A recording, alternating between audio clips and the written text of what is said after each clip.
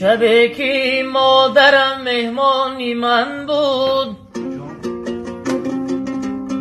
شبی که مادرم مهمانی من بود، هوای شهر بوی دهمه کرد.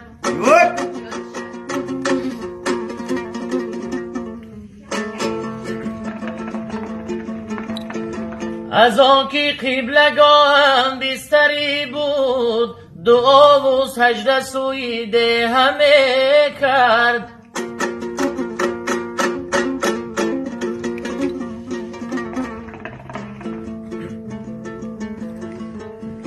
سینه پر مهری مادر تا ابد آسوده نیست، قلبی او در زیر خاکم یادی فرزند میکند.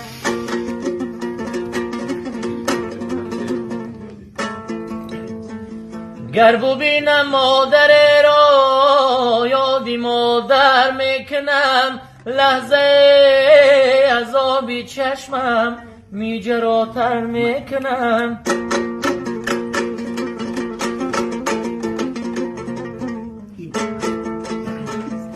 لحظه از آبی چشمم میجراتر میکنم. مادر فرشته بود فقط بال و پر نداشت.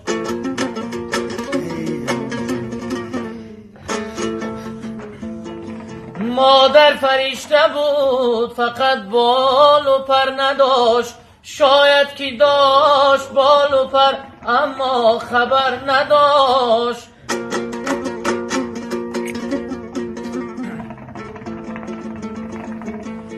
یاداشت آگهی زی پر و بالی خشلک، میلی جدا شدن زی منو از پدر نداشت.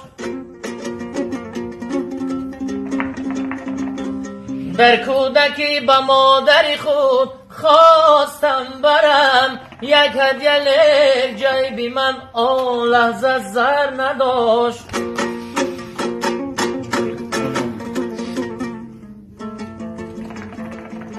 مادر فرشته بود پری خود کشاد و رفت. از بس علاج پیش قضا و قدر نداشت. مادر فرشته بود دقیقاً فرشته بود، حتی بدوش بال و پری هم اگر نداشت.